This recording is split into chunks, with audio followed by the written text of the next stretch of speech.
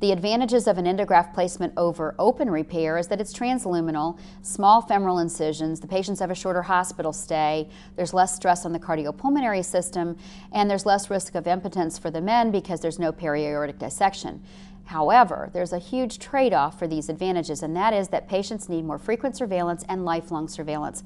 We don't know what the long-term efficacy is. We know that there are different complications associated with this procedure than with the open repair, and we're going to talk about that. So in the surgical repair, there's a large transabdominal incision.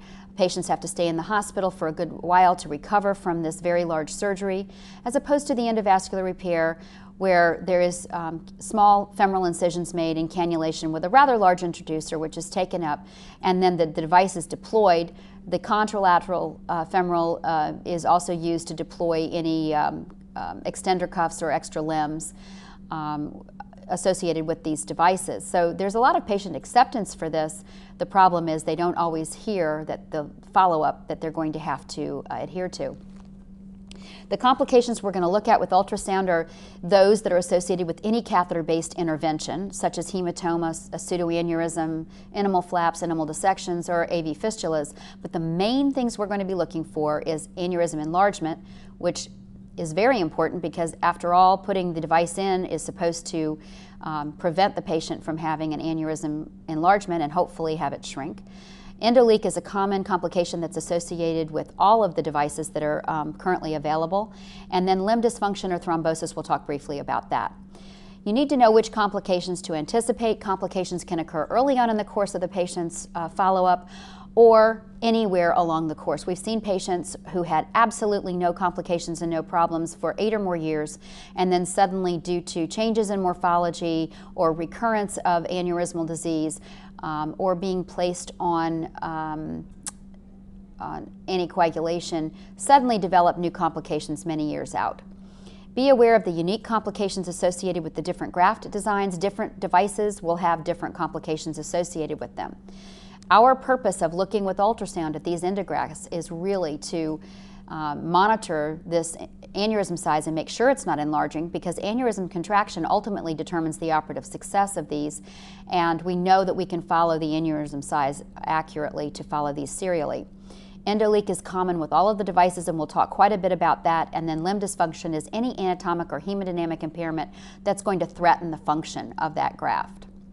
You need to know the surgical or endovascular details of this device placement prior to looking at it. You need to know the type of device, whether it was modular, whether it was single body construction, if they did any concurrent procedures such as coiling of the IMA or hypogastric, or any of the additional stenting, any additional limbs that they had to put in. And in some centers, they try to measure the distance inferior to the renal artery to look for migration of the device as well. The device design comes in different configurations. The bifurcated stent graft is the most common one that you're going to see, although there are configurations of a straight tube stent graft that doesn't have limbs. And there's also not approved for FDA use in this country, in the US, but there are devices out there that have been put in through trials of uni-iliac stent graft that requires occlusion of the contralateral iliac and then a femoral bypass to supply the contralateral limb. These come in a supported, unsupported, modular, and single body construction configurations, so they can be very different. In the United States, there are only 4 currently FDA approved for use. That's the Anurex device, the Gore device, the Cook Zenith device, and the Endologix device. All of these have different configurations and image quite differently. Some of them are modular and some of them are not, so you really need to know what you're looking at and follow those appropriately. The graft design is really important. We're going to use appropriate equipment, high definition, high resolution at depths appropriate for the aorta. This is not a study that, again, that you want to do with one of the smaller laptop type systems, because we need robust, good color and spectral Doppler very deep in the aorta. Many aortas are 15 to 20 centimeters down. We're going to use low frequency transducers. We're going to use the B-mode color and spectral Doppler. And we may need to reposition the patient several times during the course of the exam.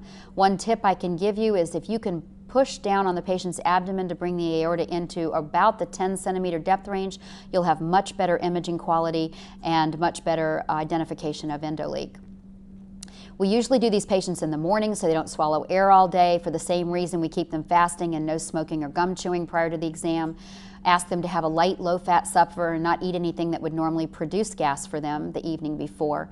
Use the supine and decubitus views, whatever view works for that particular patient, and always look at it both in transverse and sagittal planes.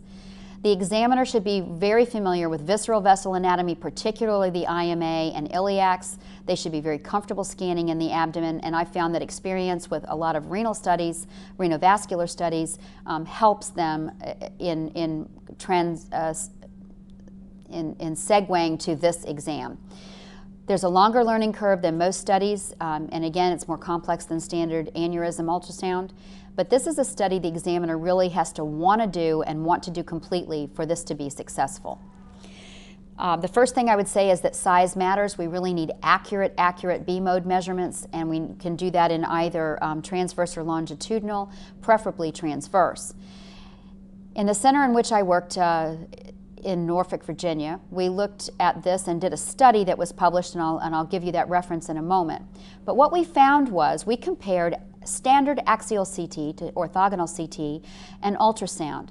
And what we found is that axial CT is going to overestimate the size of the aneurysm directly proportional to the angulation, the amount of angulation in the neck of that aorta. So here you see that if we drop an orthogonal plane into this, where we can truly be perpendicular to the aorta, we're going to get a smaller measurement than the axial CT is going to get being transverse to the patient's body.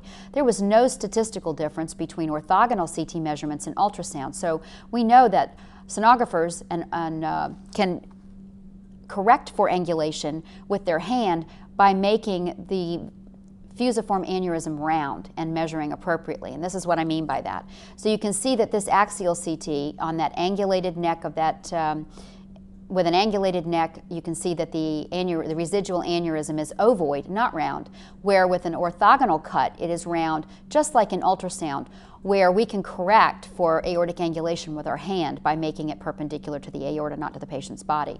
Here's the reference I was talking to you about. This was published in 2004 in the European Journal of Vascular and Endovascular Surgery with the main author of Richard Sprouse, looking at all of this data.